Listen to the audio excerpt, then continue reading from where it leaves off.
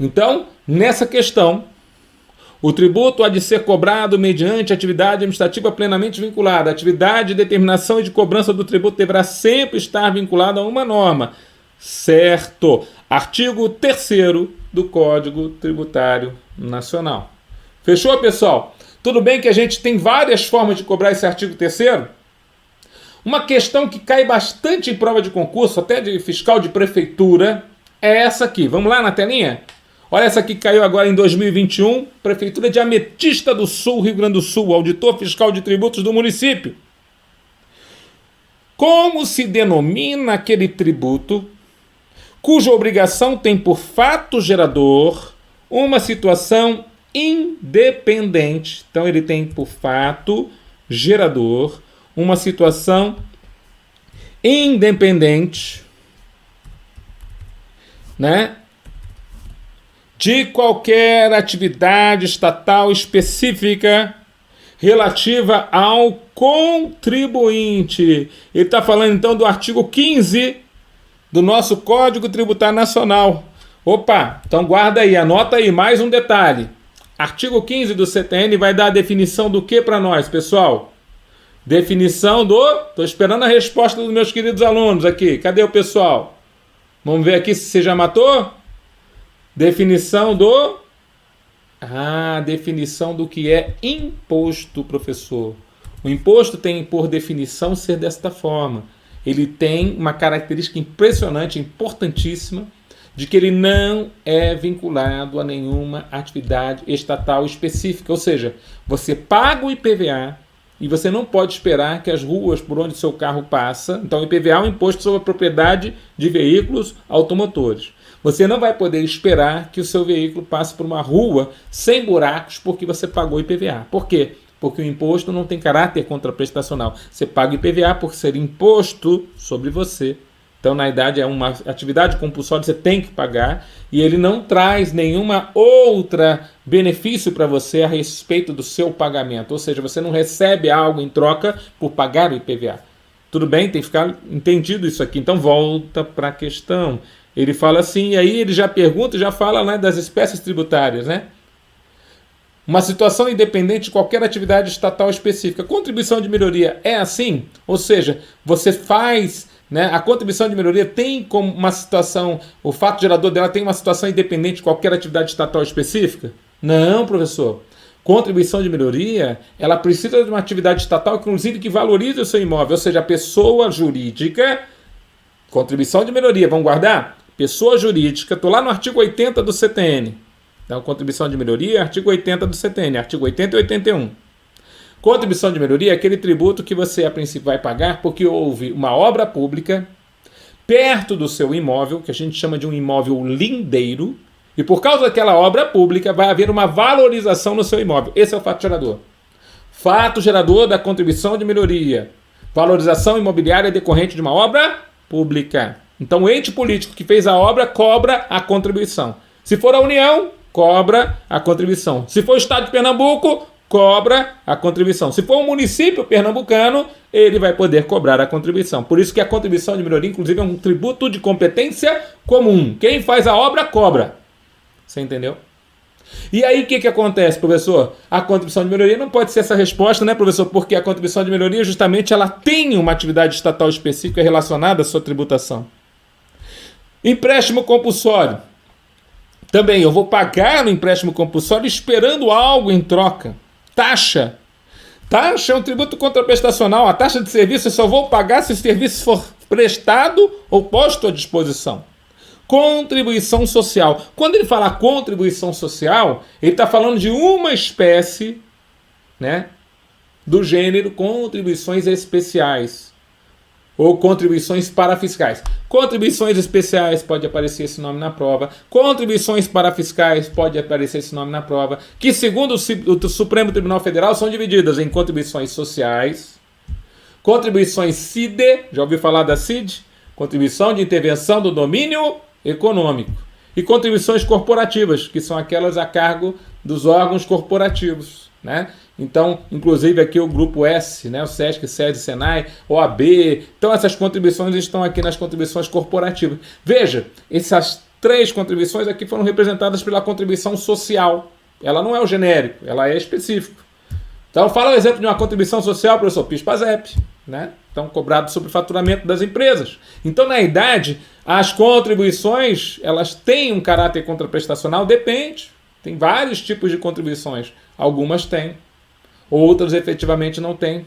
Algumas são cobradas só para ir para o cofre da União, como se fosse um imposto. Outras são cobradas de forma específica para poder prover algum determinado, como por exemplo a contribuição COFINS, contribuição para o financiamento da Seguridade. Então, regra geral, o nome dela já diz que deveria ser para o financiamento da Seguridade. Quer dizer, então, essa alternativa, a única situação que nós temos aqui que é gabarito da questão, alternativa letra D de dado.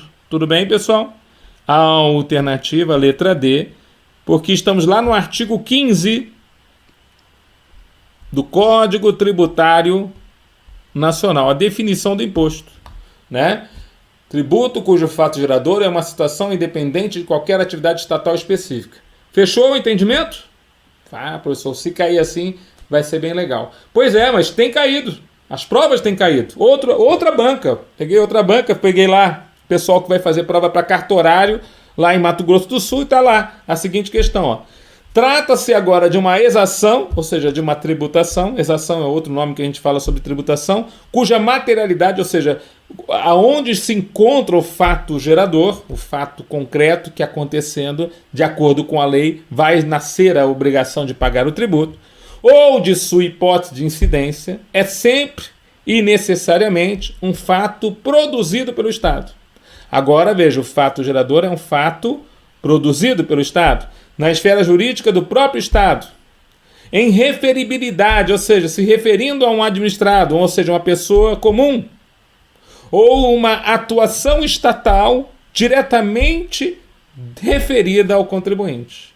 Aqui já é, olha só, enquanto na questão anterior eu estava falando de uma situação totalmente independente de atuação estatal, aqui eu estou falando, tem tributo no Brasil que ele é totalmente dependente da atuação estatal. Tem até a referibilidade, eu sei quem é que a princípio eu tenho que prestar o serviço. Eu sei, lembra que o serviço tem que ser específico e divisível, ou seja, é um serviço que eu reconheço qual serviço está sendo prestado, então ele é específico. E ele também reconhece para quem está sendo prestado e a medida que eu estou prestando a essa pessoa. Então ele é divisível. Então existe um critério chamado referibilidade. Em que tributo? Na taxa. A taxa é um tributo onde esse critério comparece. Então veja lá. Letra A, taxa. Imposto não, contribuição social não, contribuição de melhoria também não, não cabe da forma como apresentada aqui na questão. Mesmo a contribuição de melhoria sendo um tributo, né, que a princípio é um tributo relacionado a uma obra pública, ainda assim ela não pega as duas possibilidades aqui. Fato produzido pelo Estado, na esfera jurídica do próprio Estado, em referibilidade ao administrado, ou uma atuação estatal diretamente referida ao contribuinte. Então aí entra o serviço. Né? Ou efetivamente entra o exercício do poder de polícia. Então, na realidade, as duas situações aqui cabem para a taxa, gabarito da questão. Tudo bem, pessoal? Então, são questões, né, relacionadas ao quê? Ao primeiro item, né, do nosso edital. Mas é legal porque a gente está pegando algumas bancas e aí, conforme a gente vai trabalhando, a gente vai... Opa, professor, você está indo nos itens que, a princípio, poderão cair na prova. Isso, olha só. Essa aqui caiu na prova de inspetor tributário, Prefeitura do Rio Grande do Sul. Nos termos estabelecidos no Código Tributário Nacional. Então eu vou lá no CTN. A respeito das definições de imposto, taxa e contribuição de melhoria. Vamos ver os artigos que caíram aqui na prova. O imposto é uma obrigação que tem por fato gerador uma situação... Veja só, literalidade do CTN. Então, para imposto, o artigo é o artigo 15. A gente já viu até na questão anterior que o imposto é uma obrigação que tem por fato gerador uma situação independente, tinha que ter um IN aqui, ó, de uma atividade estatal específica relacionada ao contribuinte. Então essa é a história do imposto. O imposto não depende de atividade estatal específica.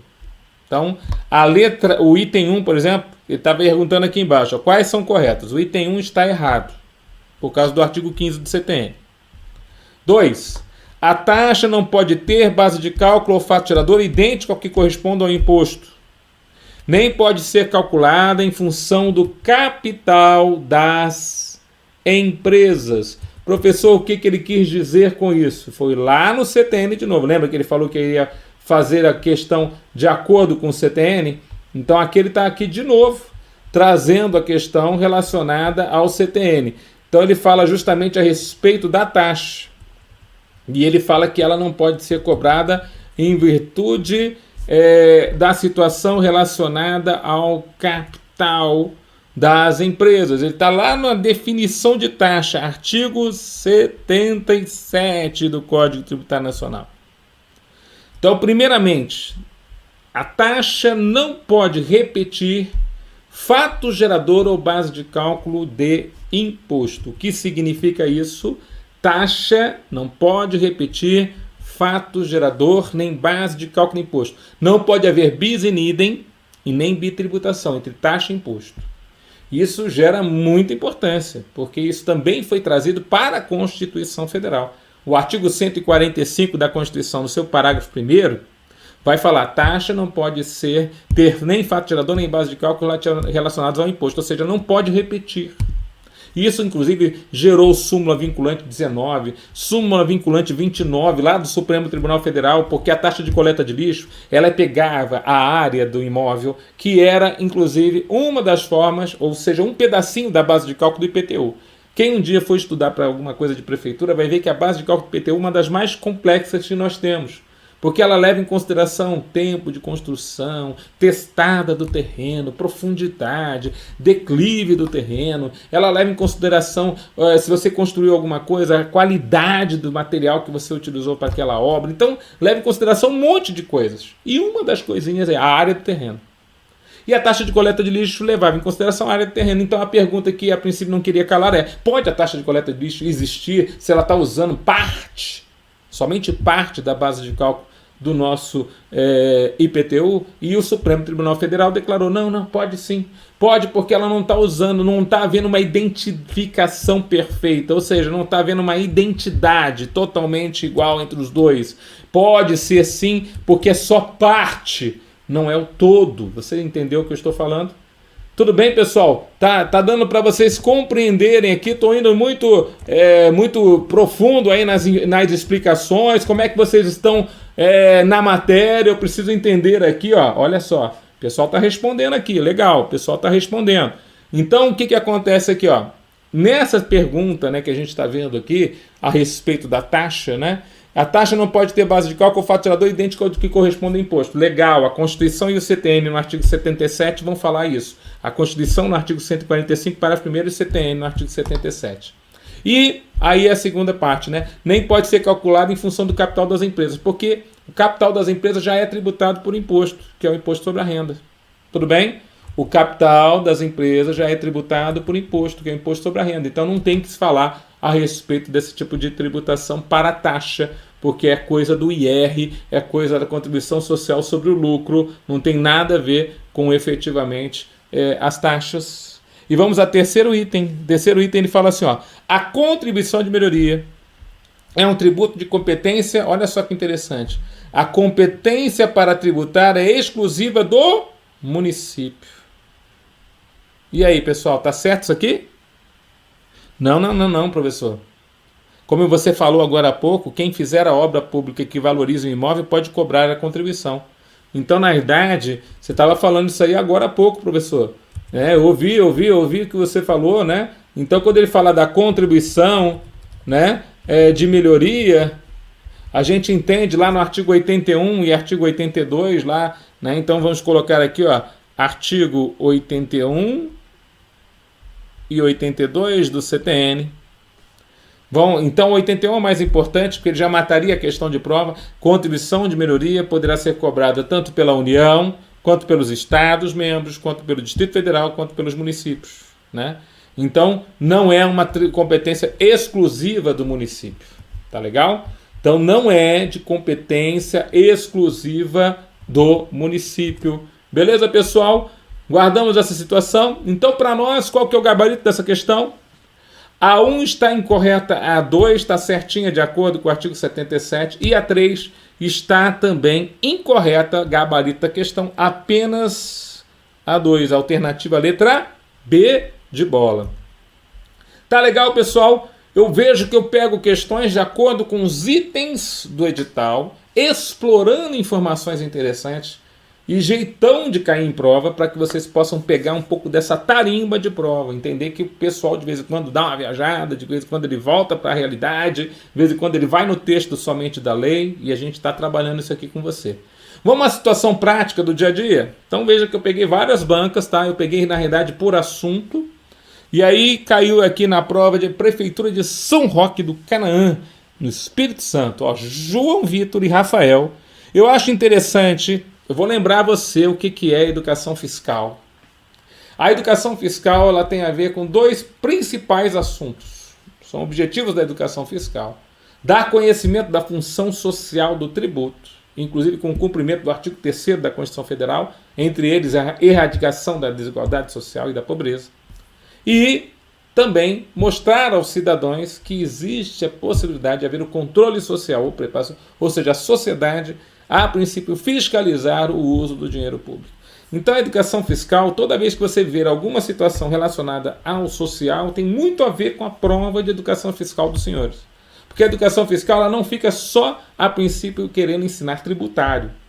Ela quer também mostrar alguma determinada característica daquele tributo em função de cumprimento da função social do tributo, que a gente vai ver questão aqui mais adiante. Então, qual que é essa função social do tributo? Vamos ver aqui questões sobre isso. Então, ele fala assim, ó, João Vitor e Rafael, colegas de classe do curso de Direito da Universidade Kappa Gama Beta, estavam em uma análise sobre os impostos sobre os produtos industrializados. Durante a análise, João Vitor disse para Rafael que o imposto é seletivo em função... Então guarda esse termo aqui que é interessante. Ó. O imposto é seletivo em função da essencialidade dos produtos. O imposto também é não cumulativo, dispondo a lei de forma que o montante devido resulte da diferença maior em determinado período entre o imposto referente aos produtos saídos do estabelecimento e o pago relativamente aos produtos nele entrados. Rafael então argumentou e disse que na verdade esse imposto seria cumulativo e que João Vitor estaria equivocado. Assinale a alternativa correta com base no CTN. Ambos estão totalmente corretos. João Vitor está totalmente correto. Ambos estão totalmente equivocados. Rafael está totalmente equivocado, mas João Vitor não está correto. Olha só, outra forma de você falar que eles estão os dois equivocados é falar que um está equivocado totalmente e o outro não está correto. Rafael está totalmente correto. E aí, galera, o que ele quis dizer com isso, hein? Você vê que o cara inventa a questão de prova de uma forma, né, uma forma hipotética, cria dois amigos na faculdade estudando legislação, tanta coisa para eles fazerem, né? Mas ele foi estudar ali direito tributário. Ah, então o pessoal estava estudando tributário, exatamente, professor. E aí eles estavam vendo, provavelmente, né, esse tributo que eles estão falando aí pode ser muito bem o IPI, porque ele está falando sobre um produto tributado sobre, né, produtos industrializados. Né? Então, regra geral, no Brasil, a base econômica de um tributo está no nome da lei do tributo na Constituição Federal. Vou falar essa frase que ela é muito importante. A base econômica, ou seja, a indicação sobre o que é devido ao tributo, no caso dos impostos principalmente, está na Constituição Federal. Então, é lá na Constituição que você tem os 7 impostos federais citados nominalmente no artigo 153 da Constituição. E quando ele fala imposto sobre produtos industrializados, você sabe que a incidência desse tributo é sobre produtos industrializados. Quando ele fala imposto sobre a renda e proventos de qualquer natureza, a incidência desse tributo, ou seja, a base econômica sobre o qual é tributado, é o conceito de renda e o conceito de proventos de qualquer natureza. Aí você vai lá no CTN, artigo 43, ele vai explicar o que é renda e provento. Então, na realidade, a Constituição ela vai dar o quê? Embasamento para nós sabermos sobre o que é tributado. O artigo 153 fala dos impostos federais. Artigo 155 fala dos impostos estaduais. Artigo 156 fala dos impostos municipais. Eu gostaria que você soubesse esses 3 artigos. Tudo bem? É um item do edital dos senhores. Vou falar de novo.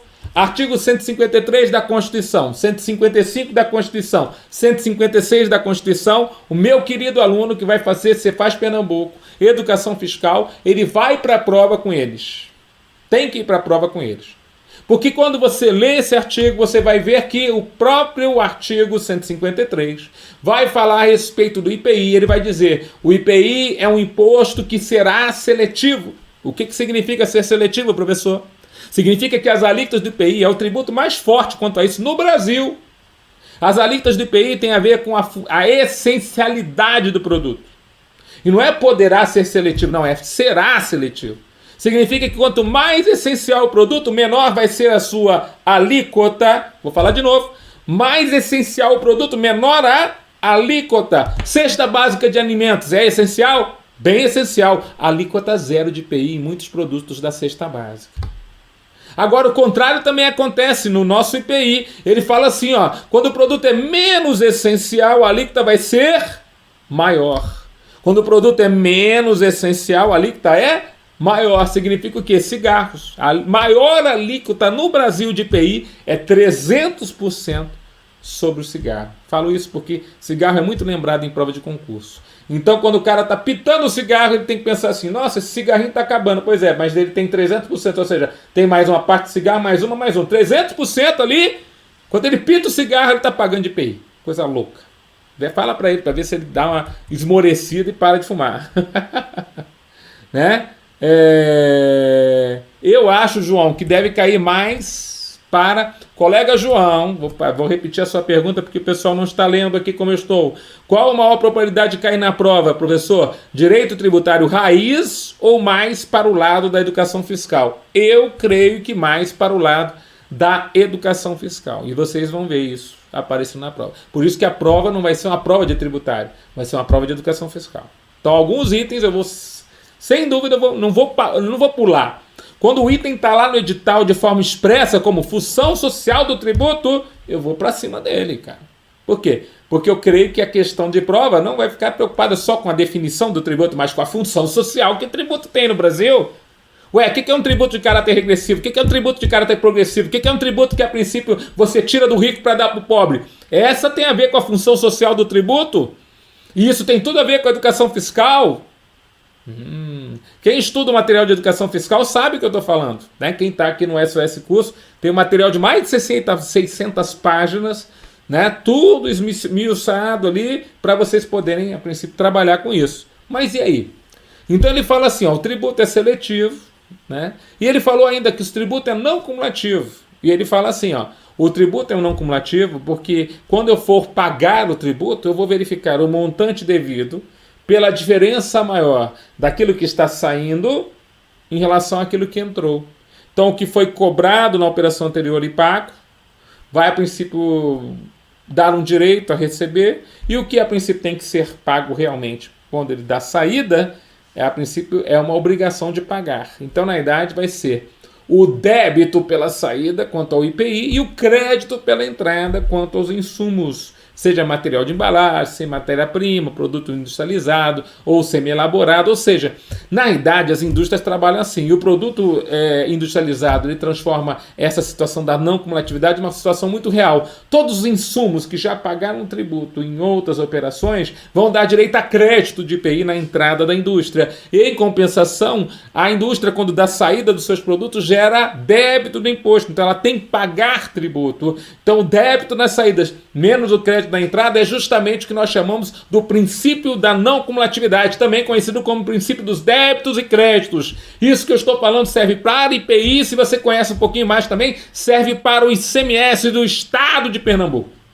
Guarda essa informação para a gente poder levar para a prova. Então, na verdade, quem falou que a princípio o sistema é assim está correto. Deve ter um desses dois aí que está correto e o outro que falou que não está certo, ele está errado. Pois é, quem está correto é o João Vitor.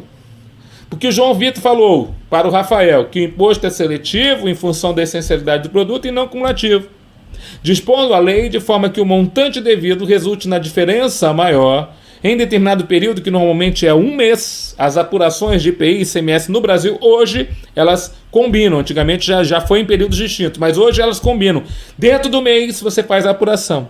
Entre o imposto sobre os produtos saídos do estabelecimento, os débitos, e o valor pago relativamente aos produtos nele entrados, ou seja, os créditos.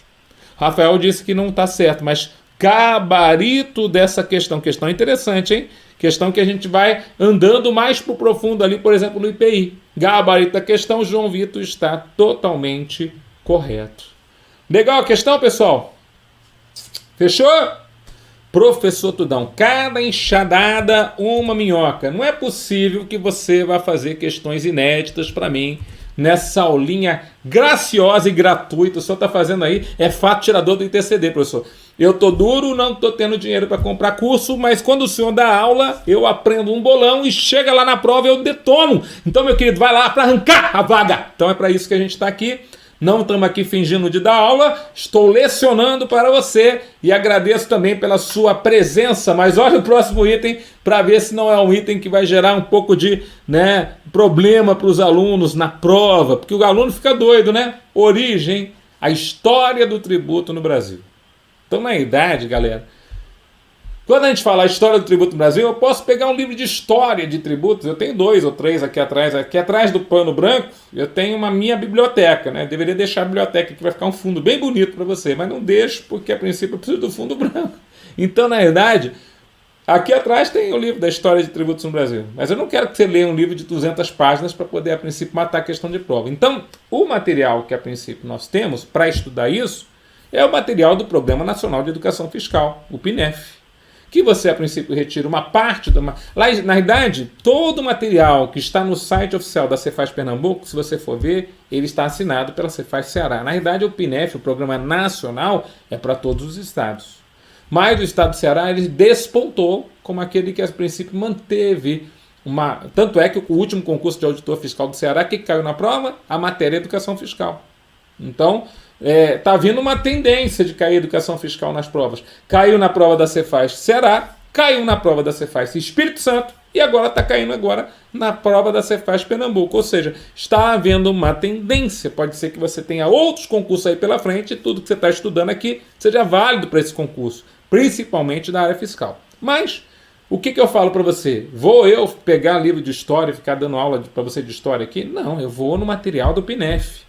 Então alguém falou para mim, professor, tem parte da matéria que eu vou somente do material da educação fiscal. Eu não vou ficar procurando em outro lugar, não. Mas, professor, mas lá não tem questão.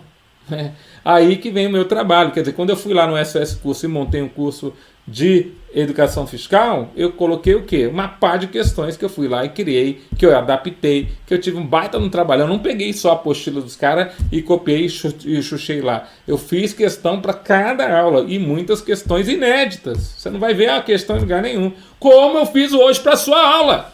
Vai na telinha, meu querido. Você fala assim, não acredito, Tudão. Fiz. Questão inédita. Você não vai ver essa questão em outro lugar. O início da tributação no Brasil, então eu vou logo para o começo. Se deu com a colonização portuguesa, é verdade. Chegou a colonizar, porque no tempo do índio não tinha o tributo, né, meu querido? No tempo do índio lá era troca, né? Escambo. Então o negócio era... Quando o colonizador português chegou aqui, meu querido, daí chegou com ele o tributo, ou a tributação. E aí o que acontece? Nesse período, o primeiro tributo brasileiro, qual que é? É o quinto do pau-brasil, né? É a derrama para a exploração do ouro em pó, é a finta que tributava a renda dos contribuintes, é o dízimo que era cobrado, né, os 10% sobre a renda, é a CISA, né, antigo ITBI, né, o início do ITBI, que era sobre a propriedade imobiliária. Qual que é o primeiro tributo no Brasil? Então já aí, uma ótima questão para cair na prova dos senhores, né? Qual que é o primeiro tributo no Brasil, galera? Ótima questão para cair na prova dos senhores, né? Não tem problema de cair uma questão como essa. Mas isso está no material oficial do PNEF. Então, o primeiro tributo no Brasil tem a ver com o primeiro bem que foi encontrado no Brasil e que passou a ter exploração econômica, né? Lembrando que a parte inicial do nosso território, né, da exploração comercial do nosso território pelos portugueses foi o quê? Extrativismo. Então, na verdade, nós tivemos aqui o quê? Só o extrativismo. Então, e o extrativismo do quê? Do pau-brasil. Quer dizer, nome, pau, inclusive, né, é a árvore que deu nome ao Brasil. Então, na idade, o primeiro tributo que nós tivemos aqui é o quinto do pau-brasil. Ou seja, né, um quinto da exploração que a princípio era feita era destinada a Portugal. Então, o início da tributação no Brasil se deu com a colonização portuguesa. Surge nesse período o primeiro tributo brasileiro, o quinto do pau-brasil, que tinha como fato gerador a exploração da árvore nativa pau-brasil. Tudo bem? Então, esse é o primeiro tributo. Tá legal, pessoal? Outra questão inédita? Poxa, falou em questão de prova e falou a respeito do início da tributação no Brasil. Eu também acho que a lei mais importante em todo o território nacional a respeito do direito tributário, ou do direito do tributo, ou da tributação, é o que nós chamamos o Código Tributário Nacional, o CTN. Código Tributário esse, que data da Lei Ordinária, é uma lei ordinária, Lei Ordinária Federal 5172 de 1966. Então ele é bem no período da ditadura militar. E aí esse Código Tributário Nacional vigente até os dias de hoje tem boa chance de cair na sua prova, não é verdade? Mas uma questão sobre ele, que é lá de 66 e está vigente até hoje, pode cair na prova dos senhores. Então eu fiz uma questão sobre ele. Vamos lá? Vamos lá. Eu quero só que você assinale para mim. Quem pode me ajudar no gabarito dessa questão? É isso aí, Vitor. Só tem esse tipo de questão só aqui, né? Quem pode me ajudar com essa questão agora? Eu preciso de certo ou errado, galera. Tudo bem? Podem fazer o gabarito de vocês aqui. Eu vou ler para vocês, tá? E vou dar um tempinho para você pensar. O CTN é lei ordinária, mas tem força de lei complementar. Certo ou errado? Item 1. Item 2. O CTN só pode ser alterado por lei complementar. Certo ou errado? Item 2. Item 3. O CTN é dividido em 2 livros. O livro 1 trata do Sistema Tributário Nacional. E o livro 2 trata das normas gerais de direito tributário. Eu estou indo no profundo ali, né? Mas a ideia é o quê? É fazer com que os meus queridos alunos se preparem para uma prova que trate a respeito do CTN como a lei mais importante. Estou falando do histórico da tributação no Brasil. A lei mais importante sobre tributos no Brasil é justamente o CTN. E, finalmente, o item 4, que é um item mais pegajoso. O CTN trouxe em seu texto a proibição da isenção heterônoma. Professor Tudão, agora você fez, né, eu ficar doido, porque o que significa o que o senhor falou aí, isenção heterônoma? O que é isso, Tudão? Eu sei que a isenção está lá no artigo 175, lá do CTN, mas eu sei também que os artigos 176, 177, 178, 179 também tratam a respeito da isenção, mas eu não sei dizer o que é isenção heterônoma, mas eu já te explico já, tá bom? Tudo bem? Conseguiram matar aí? Vamos ver quem vai ser o primeiro aí a princípio trazer para mim o gabarito dessa questão. Eu quero só a sequência, certo e errado, certo e errado. Olha lá, eu tô com o Jonathan, né, respondendo para mim, 1 e 2, o João Paulo também, a Ângela, né, olha lá. E agora, gente? E tenho aqui o Jonathan com um gabarito, já tentamos aqui, né? Tentamos, olha lá, né? Olha só que interessante, como é que você vê que como que é importante, né, o aluno ter uma aula de exercícios. Vocês veem o valor disso? Hein, galera? Não é verdade? Entra lá na turma do SOS, privilegia o professor, né? Tá ralando aqui com vocês aqui para passar informação. Preparei essa aula, um bom tempo para preparar essa aula, porque eu tenho que pegar questões que tem a ver com a matéria. Questões, veja, não tem isso preparado por aí, a gente tem que pegar e no nível que seja adequado para vocês. Também não vou pegar uma questão para juiz aqui e sair, né, jurisprudência no profundo. Não é isso que vai cair na prova. Não creio que seja dessa forma. Tudo bem? Por mais que você já tenha estudado jurisprudência a profundo, mas eu preciso que vocês, a princípio, né, tenham essa informação aqui para a gente poder levar para a prova. Então vamos lá para o gabarito de acordo com os doutrinadores, de acordo, inclusive, com o posicionamento jurisprudencial. Vamos lá? Então vamos lá para a gente poder matar essa questão de uma forma interessante. Primeira coisa é que o CTN, ele nasceu lei ordinária.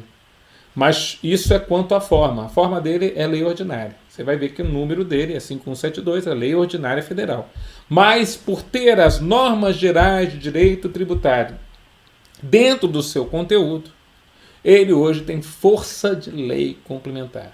Ou seja, para alterar o CTN, o que significa ter força de lei complementar? É o que está dentro do CTN, a princípio, norma geral de direito tributário.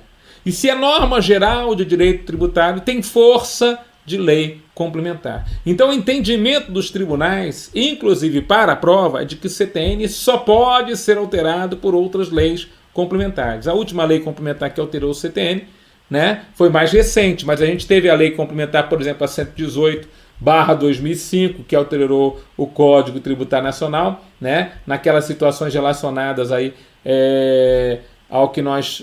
a 104/2001 também alterou o CTN, e a última alteração foi a lei complementar 187/2021. Né, o CTN teve alteração em 2021 também, né, pela lei complementar. Veja, só a lei complementar muda o CTN agora, segundo os tribunais, e é o que faz a União. A União só muda o CTN mediante lei complementar. Então, as duas primeiras questões, o gabarito oficial, eu sei que você tem recurso, você pode gritar, pode espernear, mas de acordo com o posicionamento para a prova certo, o CTN é lei ordinária, mas tem força de lei complementar, certo. Se ele tem força de lei complementar, só pode ser alterado por lei complementar, certo. O CTN é dividido em 2 livros, já reparou isso? É interessante essa parte, né? O livro 1 chama-se Sistema Tributário Nacional. O livro 1 foi parcialmente revogado pela Constituição. A Constituição, ela constitucionalizou o Sistema Tributário Nacional. Os artigos que você tem que ler para a prova a respeito do Sistema Tributário Nacional, porque é um item do edital, na próxima aula a gente vai falar sobre o Sistema Tributário Nacional. É um item do edital. São os artigos 145 ao 162. Você vai lá na Constituição, pega lá o 145 ao 162, aquela parte da Constituição está no edital de vocês. Aquela parte da Constituição é o Sistema Tributário Nacional. Veja, ela a princípio ela veio para modificar muitas coisas daquilo que estava no livro 1 do CTN. Então quando você vê o livro 1 do CTN, tem muita coisa ali que foi revogada. Porque a princípio a Constituição trouxe a matéria nova. Tudo bem? E o livro 2? São as normas gerais de direito tributário. Ou seja, o CTN hoje tem matéria que ou é constitucional ou é lei complementar. Né? Então ele tem que ser alterado, ele tem que ter força ali de lei complementar. Então ele, a princípio, exige lei complementar para a sua alteração. Tudo bem, pessoal? Né? Vocês concordam aí com o professor Tudão? Estou aqui trazendo informações úteis. Tudão, obrigado pelas aulas da Cefaz Bahia. Assisti todas que tinham aqui no YouTube. Acabei indo muito bem. Só agradecer mesmo, pessoal, que tem como investir. Vale muito a pena. Valeu, Tudão.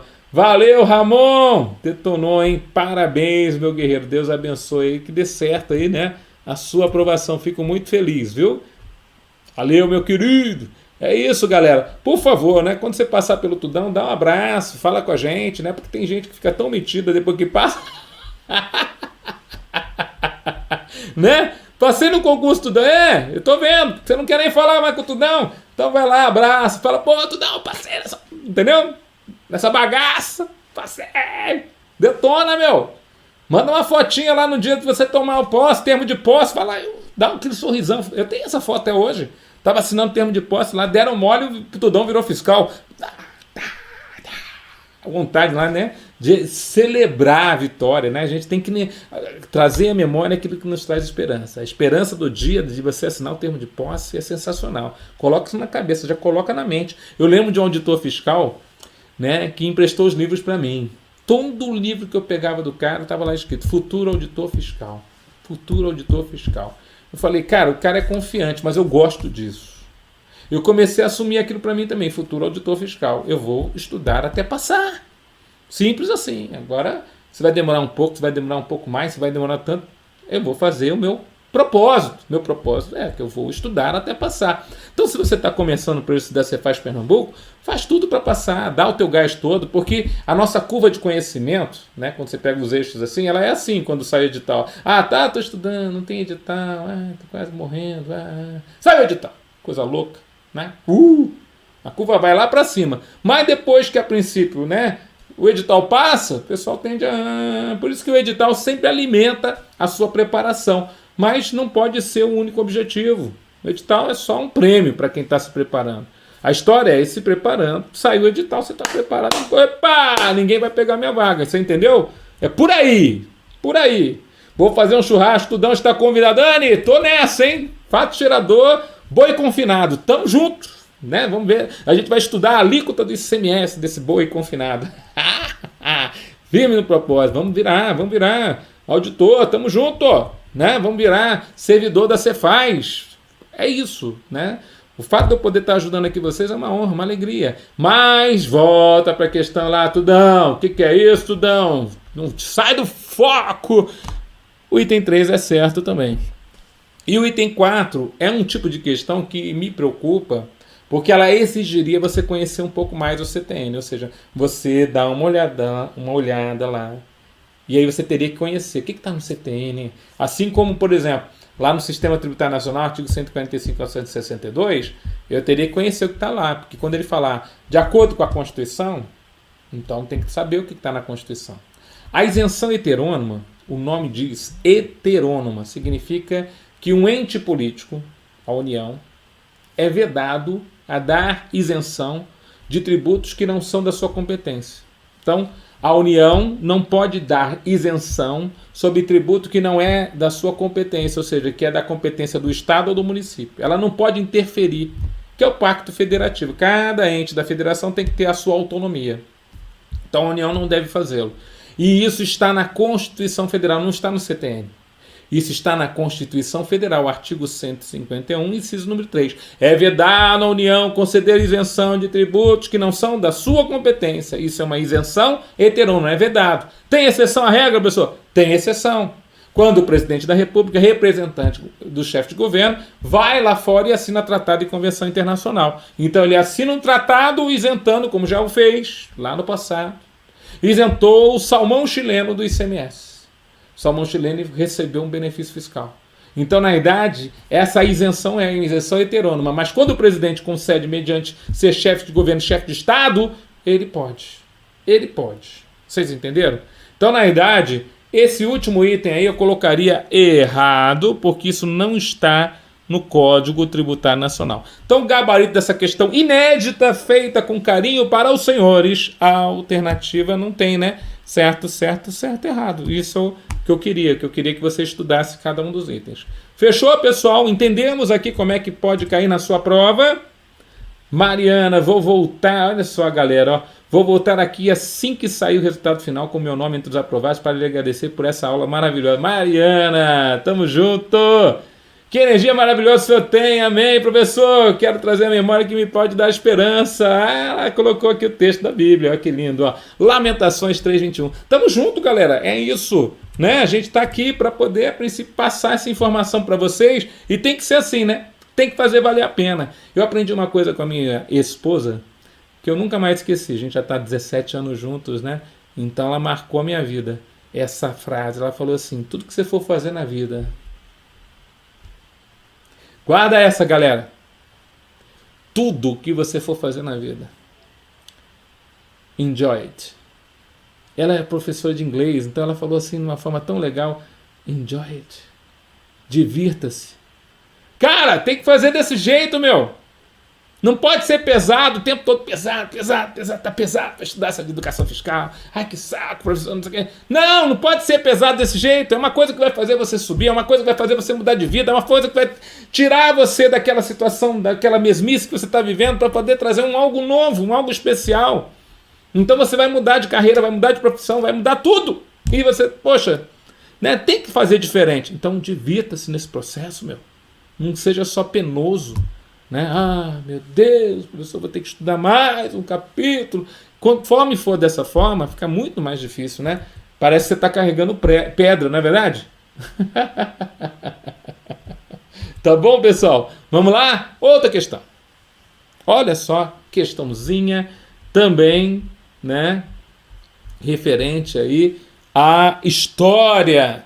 Opa, questão histórica. Com a vinda da família real portuguesa ao Brasil em 1808, né? 1808 marcou muita coisa no Brasil. Os portos foram abertos para nações tidas como, entre aspas, ali, amigas. Tal ação marca o início do fortalecimento entre as relações comerciais, que até então não existia, né? Porque o Brasil não era visto, ele é só um local para extrativismo, mas passou a ser um local onde a família portuguesa estava. Então, passou a ter um fortalecimento entre as relações comerciais internacionais diretamente do território brasileiro. Neste contexto, surgem os seguintes impostos. Então, por exemplo, surgiu o imposto de importação, incidindo sobre bens importados com finalidades fiscais. O que é a finalidade fiscal de um tributo? Arrecadar.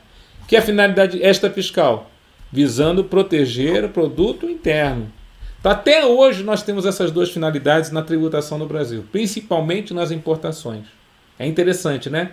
Por que será que quando eu quero comprar uma coisa que vem lá da China, né? Vou comprar na show,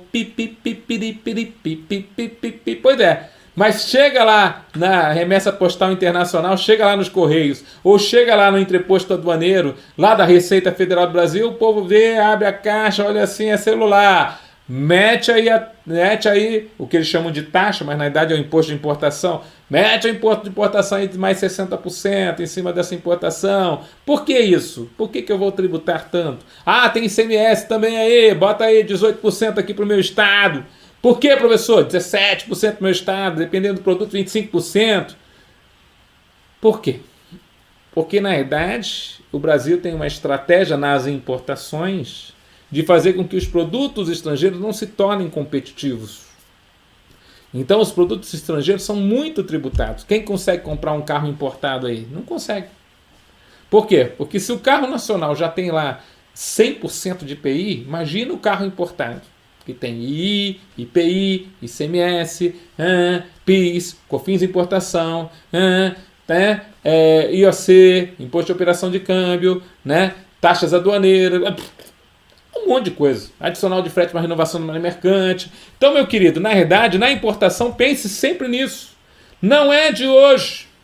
Isso, Anne, divirta-se, enjoy it, divirta nesse processo. Já vira servidora, já começa a sonhar com cargo. Pode não ser esse, mas vai ser no momento certo, na hora oportuna, você vai invadir, você vai chegar lá. Deram mole, eu falo pro pessoal, o pessoal deu mole lá na Secretaria da Fazenda. Há 24 anos atrás eles deram mole, eu virei fiscal, deram mole. Quem mandou dar mole? Botaram tudão pra dentro. Bora! Né? Que é o sonho, meu sonho para vocês, divirtam-se no processo, não seja penoso, não, bora, cada dia se renovando, acorda de manhã de novo, hoje é um novo dia, eu agradeço ao Senhor pela vida, por estar com saúde, disposição, capacitação, e eu estou aqui crescendo cada dia mais um pouquinho, e vou para cima, você entendeu? Simples assim. Volto para a questão. Eu falo assim com todo carinho com vocês, porque eu sei que eu estou falando com pessoas maravilhosas aí do outro lado, que estão detonando, fazendo o seu melhor, e eu creio que você vai realmente pegar essa linha aí e você vai ser um futuro aprovado. Tá certo? Então, ao tempo que a família real portuguesa chegou ao Brasil, nasceu o imposto sobre a importação. Antes não tinha. Isso está certo. E o imposto sobre a importação que nasceu no Brasil já tinha essa característica. Em algumas situações ele era só para arrecadação, que é um tributo fiscal. Em outras situações ele era um tributo extra-fiscal, visando o protecionismo do produto interno. Também ao tempo da família portuguesa no Brasil, houve a possibilidade da tributação da antiga CISA, hoje uma espécie do ITBI, antigo Imposto sobre a Transmissão de Bens Imóveis por Ato Oneroso entre Vivos. Então a transmissão imobiliária no Brasil passou a ser tributada por esse imposto, a CISA. Agora, então, enquanto a letra A está correta, a letra B está correta, mas a letra C, o Imposto sobre a Circulação de Mercadoria e Prestação de Serviços, o imposto mais importante de Pernambuco, não tem nada a ver com esse período. com a família real portuguesa. O ICMS, nos termos que você vê hoje, o imposto mais importante que Pernambuco cobra é coisa da Constituição de 88, gente. Tudo bem? Toma cuidado, ele pode pegar um tributo que tem nada a ver com essa parte histórica e colocar, né, na prova de você dizendo que é daquele tempo. Então é muito importante que vocês conheçam os 13 impostos que estão na Constituição Federal, os 7 impostos da União, incluindo o imposto sobre grandes fortunas, estão nos 7 impostos da União, II, IE, IPI, IOF, ITR, né? Então, na verdade, a gente tem lá o IGF, Imposto sobre Grandes Fortunas. Então, Imposto sobre Importação, Imposto sobre Exportação, Imposto sobre Operações Financeiras, Imposto sobre Produtos Industrializados, Imposto sobre a Renda e Proventos de qualquer natureza, Imposto sobre a Propriedade Territorial Rural e o Imposto sobre Grandes Fortunas. 7 impostos federais. 3 impostos estaduais. O ITCD, Imposto sobre Transmissão, Causa Morte e Doação de quaisquer bens ou direitos. O ICMS, Imposto sobre Operações de prestação de circulação de mercadoria e prestação de serviços. E o IPVA, Imposto sobre a Propriedade de Veículos Automotores. E os 3 impostos municipais. IPTU, ITBI e o ISS. Você tem que conhecer. É uma matéria importantíssima. Como eu falei, artigo 153, 155, 156. Está no seu edital. Literalmente, está no edital. Está no edital, galera. Muito importante para a prova, tá bom? Vamos dar sequência? Olha lá, outro tema. E quando eu vejo que o tema é interessante, eu vou trazer a questão sobre o tema. Tá? Quando eu vejo que o tema é interessante, eu vou trazer a questão sobre o tema. Por quê? Porque é o seguinte, salta aos olhos a possibilidade da questão exatamente sobre o tema. Como assim, professor? Tem tanta coisa para o avaliador cobrar. Quando ele cita nominalmente a função social do tributo na prova, eu tenho que conhecer a função social do tributo. O tributo tem uma função social muito importante, que tem a ver, que revela os objetivos que, a princípio, a Constituição traz no seu artigo 3º. Então, eu fiz uma questão aqui. Ó. Aliás, eu fiz... Opa! Questão inédita do Tudão. Olha só. Vamos lá? É possível afirmar que a função social do tributo... Olha só como é problemático quando você tem que completar lacunas. Parece que é fácil, né? Mas não é não. Né? É possível afirmar que a função social de um tributo é colaborar com a ou o bem-estar social, está fortemente ligada à ideia de justiça tributária e distributividade. A função social do tributo fundamenta-se na própria Constituição Federal. Veja, a função social do tributo é promover, é colaborar, é facilitar o bem-estar da população. Então nós cobramos tributo para prover, né, os serviços necessários à população. Educação, saúde, né, serviço de policiamento, né, assistência. Então tem várias coisas que são providas através da tributação. Então essa é uma função social do tributo. Está ligada à ideia de justiça social. O que é a justiça social? Você faz com que pessoas que a princípio ganhem mais sejam mais cobradas e você distribui regularmente boa parte da sua tributação para assistir as pessoas que a princípio recebem menos. Então, na verdade, é como se nós tivéssemos uma situação muito propriamente representada pelo imposto de renda da pessoa física, onde você tem uma progressividade nas alíquotas e aqueles que ganham mais, né, são mais, a princípio, tributados, porque a alíquota chega a 27,5%, e aqueles que ganham menos podem ter até a faixa de isenção do tributo, ou seja, alguns pagam muito, alguns pagam mais, outros pagam menos. É o caso do imposto de renda da pessoa física. Então, a justiça tributária tem a ver com isso, quer dizer, tratar exatamente com desigualdade aqueles que forem considerados desiguais, e a distributividade, ou seja, após você auferir a receita, você tem que distribuir aquilo de forma a cumprir a função social. Nós vamos ver isso aqui em outra questão. Então, essa questão aqui, o gabarito da questão, não deixa nem você olhar as outras alternativas. Ó. É a letra A. Então, é possível afirmar que a função social do tributo é colaborar com o bem-estar social, está fortemente ligada à ideia de justiça tributária e distributividade. A função social do tributo fundamenta-se na Constituição Federal. Você mataria essa questão? É claro que eu não dei nem muito tempo para você pensar no assunto, não é verdade? Cada dia se renovando, sua energia é contagiante. Boa, Elda! Salve, salve! Tamo junto, né? Vamos lá? Olha essa questão tá aí também. Olha que interessante as questões, por exemplo. Ó, essa é da Fundação Carlos Chagas, caiu aqui em Campinas, onde eu resido. Olha só. A finalidade do tributo é cumprir sua função social. Olha só. O que já está no texto chave da questão. A finalidade de um tributo é cumprir sua função social. Ou seja, cai em prova, galera. Aí ele vai lá mais adiante, vai para as competências, que também está no teu edital, né? Segundo o artigo 3º do CTN, tributo, olha lá, ele ainda define lá o tributo, a toda prestação pecuniária compulsória em moeda ou cujo valor nela se possa exprimir, que não se constitui em sanção de ato ilícito, instituído em lei, cobrada mediante atividade administrativa plenamente vinculada. Esses tributos podem ser divididos em impostos, taxas e contribuições. Está dando uma aula para nós, né? A competência desses tributos pode ser 1 da União, 2 do Estado ou 3 do município. Classifica os tributos segundo a sua competência. Poxa, olha só, né? Deu uma aula, mas depois ele pediu uma coisa bem simples, que eu creio que pode também cair na sua prova. Ou seja, saber a qual competência cada imposto se vincula acaba sendo extremamente relevante, né? Porque você, a princípio, tem que ter uma noção a respeito disso. Tudo bem? Por isso a necessidade de estudar os artigos 153, 155 e 156 da Constituição Federal. Já matamos a questão?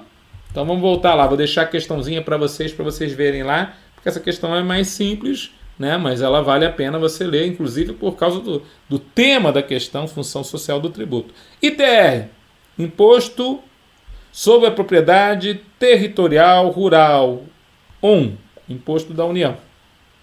ITBI, Imposto sobre a Transmissão de Bens Imóveis por ato oneroso entre vivos, imóveis por natureza ou acessão física. Opa, está lá no artigo 156. O ITBI é o imposto dos municípios. IPTU, Imposto sobre a Propriedade Predial e Territorial Urbana Municipal. ITCMD ou ITCD, Imposto sobre a Transmissão, Causa-Morte e Doação. Opa, é um imposto estadual. ISS, Imposto sobre Serviços, ou ISSQN, Imposto sobre Serviços de qualquer natureza. Imposto também municipal. Então a sequência correta está na letra B de bola, né? 13323. Alternativa letra B de bola. Fechou, pessoal? Tudo bem aqui? Entendemos que o pessoal, a princípio, gosta de cobrar essas coisas em prova? Bom, outra questãozinha aqui para vocês, ó. Né? Aliás, nessa outra questão, vou trazer uma atenção em específico para um determinado tema que eu considero bem importante também, que aí a gente entra para outro tema, veja lá. Então, outro tema, tributo, os impostos no Brasil, federalismo fiscal, repartição das receitas tributárias. Hoje não vai dar para a gente ver isso tudo aqui, mas pelo menos alguma coisa aqui em questões a gente já vai ver, tá bom? Então, vou lá de novo. Tributos, impostos no Brasil, federalismo fiscal, veja que eu estou seguindo o edital, repartição das receitas tributárias. Tá legal? Vamos fazer algumas questões? Vamos lá. Primeira delas, caiu na prova lá de Novo Hamburgo. No direito tributário brasileiro, tributo é toda prestação pecuniária compulsória em moeda cujo valor nela se possa exprimir. Então o conceito do tributo entra aqui, que não se constitui em sanção de ato ilícito, instituído em lei, cobrada mediante atividade administrativa plenamente vinculada. Sobre esse tema, assinale a alternativa correta. Então vamos procurar aqui erros, porque de todas as 5 alternativas, somente uma está correta. A prestação, letra A, prestação pecuniária instituída em lei, quer dizer que a lei é a única fonte possível da obrigação de recolher tributos no Brasil. Embora os municípios possam criar tributo por meio de decreto-lei. Ele começa bem e termina mal, né?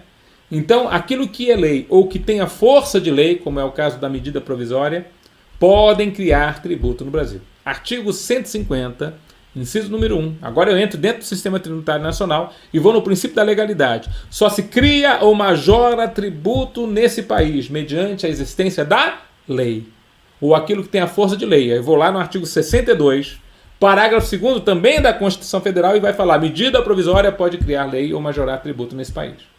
Então a regra geral é que a criação de tributos é mediante lei ou aquilo que tem a força de lei. Decreto-lei lá do município.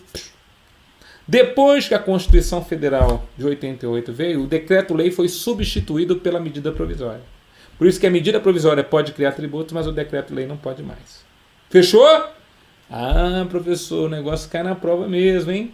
Legal, professor. Nível de prova, sim, meu querido. Você está gostando? Dá um alô aí. Fala assim, eu estou gostando, professor. Muito bom essa informação que o senhor passou agora. Então, vamos lembrar essa situação aí para a nossa prova. Tá legal, pessoal? Lembremos dessa situação para a nossa prova. Gostou? Fala aí pra gente. Né? Tô gostando, professor, tô gostando. Muito bom, muito bom. Então, o item 1 está errado, a letra A, né, perdão, está errada por causa dessa complementação. Os municípios podem criar tributo por meio de decreto-lei. Depois que a Constituição Federal foi criada, não existe mais decretos-leis, mas sim medidas provisórias. As medidas provisórias vieram para substituir o antigo decreto-lei. Letra B. A dação em pagamento é admitida como uma forma de extinção do crédito tributário, bastando que exista lei específica autorizando. Por que a letra B não está totalmente correta, professor? Ai, aqui é complicado, né, professor? Mas é importante que a gente tenha que ler todas as alternativas até o final para a gente poder entender. O que é dação em pagamento, professor? Eu já vi isso lá no artigo 156, inciso 13, lá do CTN, dação em pagamento em bens imóveis. O que é dação em pagamento? Dação em pagamento é um instituto do direito civil, onde você troca o objeto da dívida. Ou seja, eu estou devendo para uma pessoa, no caso, eu estou devendo para o fisco dinheiro, eu não tenho dinheiro, mas eu tenho um imóvel. E eu falo para o fisco, fisco, você aceita que eu pague tributo com o meu imóvel? Aí o fisco vai falar assim, qual que é o seu imóvel? Ele responde pelo tributo. Melhor pegar o teu imóvel do que ficar esperando você ganhar o dinheiro. Então eu aceito a dação em pagamento em bens imóveis para pagamento de tributos e extinção do crédito tributário. Então o que acontece? O Estado de Pernambuco pode acertar a dação em pagamento em bens imóveis. Mas veja, quando a questão falou em dação em pagamento, ela não falou em bens imóveis. Eu acho que essa é a pegadinha aqui desse item.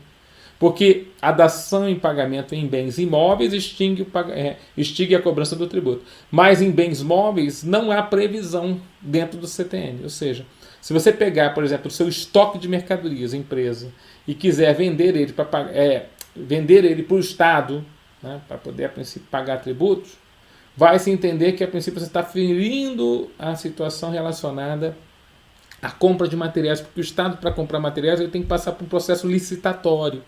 Então ele não poderia receber bens móveis para poder pagar tributo. Ele teria que passar por uma licitação para ver se queria ou não adquirir aqueles bens móveis. Seria alguma coisa até contrária à lei de licitações.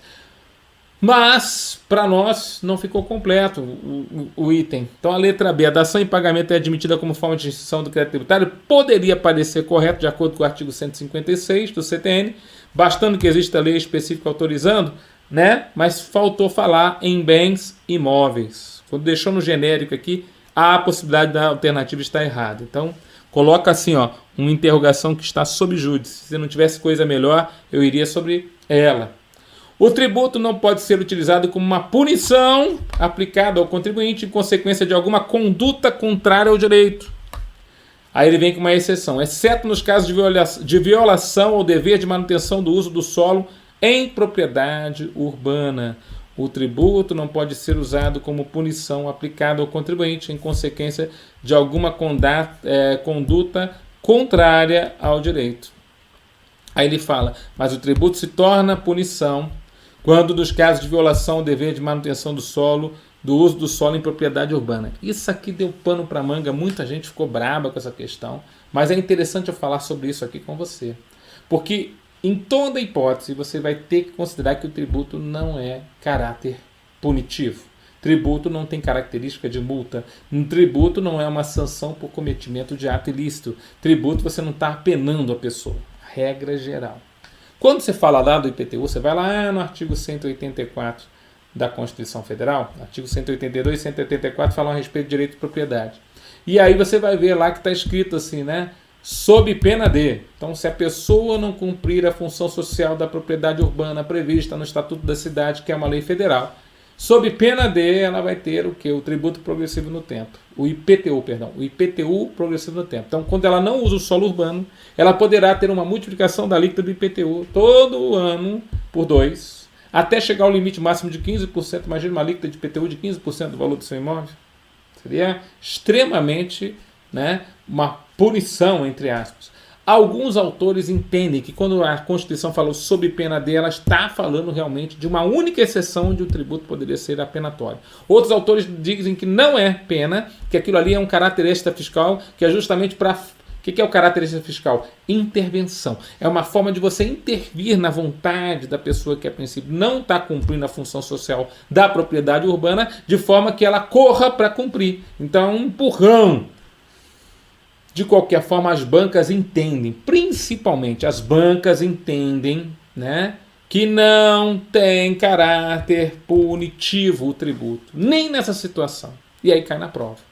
Aí cai na prova como se aquela única exceção fosse possível. O aluno vai direto na Constituição Federal e lê lá sob pena dele e fala: sim, aqui está escrito, professor, está escrito, mas o entendimento é de que aquele sob pena de pagar o IPTU progressivo no tempo não tem nada a ver com a situação específica relacionada a ser pena punitiva, mas sim com a extrafiscalidade do IPTU.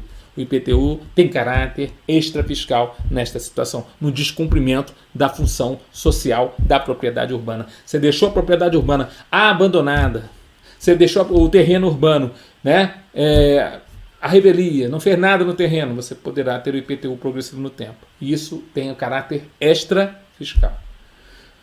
Poxa, professor, uma questãozinha legal aí com conceitos importantes para a prova dos senhores. Tudo bem? Guardaram essa informação? Então, o tributo não pode ser utilizado como punição aplicada ao contribuinte em consequência de alguma controle contrário. Então, até aqui estava certa a questão. Exceto, aí ele falou esse exceto para a maioria dos doutrinadores, isso aqui não é exceção. Você entendeu? Vamos lá. A atividade, né, administrativa plenamente vinculada é todo ato administrativo que permite a relação fiscalização-contribuinte, ensejando transações extrajudiciais. O que é isso, professor? Atividade administrativa plenamente vinculada permite que o fisco e o contribuinte entrem em transações extrajudiciais. Que história é essa? Transação é uma forma de extinção do crédito tributário onde ambas as partes abrem mão. Se você falar que você permite transação extrajudicial, é como se o fiscal falasse assim: vem cobrar o tributo aqui comigo, que eu vou cobrar mais baratinho de você, e fica tudo assim, tudo certo. É como se estivesse pagando a propina. Isso aqui está tudo errado, professor. Como é que uma transação fora do juízo vai poder permitir que o cara pague tributo? Que história é essa? Se a atividade administrativa é plenamente vinculada à lei, quer dizer, eu tenho que vincular a minha lei, tenho que fazer exatamente como está previsto na lei. Talvez você esteja no balcão da Cefaz Pernambuco e alguém vai falar: eu quero vir pagar o tributo aqui, posso fazer aqui? Você vai falar: não. É lá no banco, tem que fazer a guia, preencher a guia direitinho. Aqui a gente não recebe nada. Não, mas eu fiz a prova lá e a princípio caiu aquela questão de transações extrajudiciais e eu errei porque eu não fiz o curso lá no SOS com o Tudão. Isso aí, meu querido. E o Tudão queria me ajudar, mas eu não tentei fazer o curso, eu fiz a burrada. Pois é, meu querido, calma, você está aqui comigo, ainda bem. Tá aí, legal? Firme no propósito. Então, o que acontece nessa situação? Tudão inventando moda aqui, né? Aí, o que ele fala para você aqui, ó? Ensejando transações... Totalmente fora isso aqui. O que é isso, professor? Que viagem. Letra E. A compulsoriedade é a característica fundamental do dever de pagar tributos. Não se trata de um ato consensual ou um ato facultativo, mas é uma imposição surgida de forma unilateral como decorrência do poder de império ou ius imperii atribuído ao Estado. Gabarito da questão. Então a gente tem que ler todas as alternativas para a gente chegar naquela totalmente correta. Compulsoriedade é justamente vincular-se ao poder de império. O Estado tem o direito de, através de lei, obrigar o contribuinte, o sujeito passivo, o responsável tributário a pagar o tributo. Isso tem tudo a ver com o poder de criação de tributos, que é um poder de império do próprio Estado, é um poder estatal. Tudo bem? Gabarito da questão, a alternativa letra E. Dá tempo para mais uma? Só acaba quando termina. Deixa eu ver, tem mais umazinha aqui? Então vamos lá para mais uma, né, Tudão? Vamos lá, demorou. Olha só. Caiu na prova agora 2021. A definição de tributo tem origem legal constada, né, ou constando no artigo 3º da Lei 5172/66. De acordo com essa norma, assinale a alternativa correta quanto às características essenciais do tributo. Tributo é uma prestação pecuniária compulsória. Letra A. Letra B. O tributo pode ser cobrado mediante atividade administrativa que ora é vinculada, ora é discricionária. Letra C. O tributo pode ser instituído por decreto do Poder Executivo. Letra D. O tributo pode ser utilizado para punição de atos ilícitos. Letra E. A instituição de tributo prescinde da participação do Poder Legislativo. O problema aqui da questão é o português, professor. Às vezes eu me enrosco com o português. O que é prescinde, professor? Imprescindível é aquilo que é necessário. Não, isso aqui é muito imprescindível. Você, fala aí para sua esposa que está do teu lado aí estudando com você, seu marido, sua companheira, seu companheiro, seus filhos. Você é imprescindível para mim. Então você vai lembrar que imprescindível é aquilo que é necessário. Fala aí, fica bonito. Isso é imprescindível para mim. Né? Já dá a bitoca. Aí o que acontece? Ah, não, professor, do outro lado tem aquilo que é prescindível. Prescindível é desnecessário. Então, quando ele fala o tributo é desnecessário a presença do Poder Legislativo, é como se ele falasse o tributo não precisa de lei. Por isso que é interessante fazer questão de prova. Porque ele poderia simplesmente falar isso, o tributo não precisa de lei, mas nós sabemos que o tributo precisa de lei. Por que ele fala o tributo prescinde do Poder Legislativo? Porque ele quer falar a mesma coisa, só que quer atrapalhar a tua vida. Então, essa letra E, a instituição de um tributo prescinde da participação do Poder Legislativo, está falsa. Ela necessita, é imprescindível que haja lei para poder, a princípio, existir o tributo. O tributo pode ser utilizado para punição de atos ilícitos. Falsa também. Porque a gente sabe que o tributo não tem função punitiva, ele não é multa. Tributo pode ser instituído por decreto do Poder Executivo. Cuidado com isso aqui, ó. Tributo pode ser majorado por decreto no Brasil? Pode, quando o tributo é extrafiscal. É o caso do I, do IE, do IOF, do IPI. Eles são exceção ao princípio da legalidade, justamente porque pode ter um caráter de intervenção, são extrafiscais. E I e IE porque são tributos que são conhecidos como tarifas alfandegárias, ou seja, você cobra eles para entrar ou sair do país, e isso tem que ser controlado. Então eu posso aumentar ou diminuir a alíquota desses tributos por decreto. O IPI também é cobrado na importação, por isso eu também faço isso. E às vezes eu também coloco a alíquota zero do IPI para produtos da cesta básica, a alíquota zero do IPI para produtos da linha branca. Então você vê lá os produtos vindo da Zona Franca de Manaus, por exemplo, eletrodomésticos vindo com menos IPI. Recentemente fizeram uma alíquota bem reduzida para carros. Então vira e mexe, eles mexem com a alíquota do IPI por caráter extrafiscal, justamente por decreto. Então cuidado nessa questão, porque na prova pode aparecer o tributo pode ser majorado por decreto, aí está certo. Tributo pode ser instituído por decreto, não tem exceção. Não tem exceção de instituição, ou seja, de criação de tributo no Brasil feita por decreto. Artigo 150, parágrafo 2º, né, parágrafo 1º e parágrafo 2º da Constituição Federal. Não há exceção. Tudo bem, pessoal? Mas guarda para nós levarmos para prova, né? Muito legal, o pessoal já matou a questão aqui, o pessoal está antenado. Vamos voltar lá para a questão. O que mais? O tributo pode ser cobrado, pode ser cobrado mediante atividade administrativa vinculada ou discricionária? Opa, só vinculada, professor. Digamos aqui a boa parte do material, sim, Próxima aula nós vamos fazer novas questões para poder realizar outra parte do edital. Você viu que a gente já caminhou aí praticamente um terço do edital falando através de questões, ajudando você na sua preparação, para tornar mais tangível aquilo que você fica lendo. E eu, infelizmente ou felizmente, eu estou usando todas as bancas possíveis, né? Você viu, bancas até desconhecidas. Por quê? Porque a nossa banca também é uma banca desconhecida, então tamo junto. Pessoal que gostou da aula, por favor, curta a aula, por favor, segue o Tudão, né?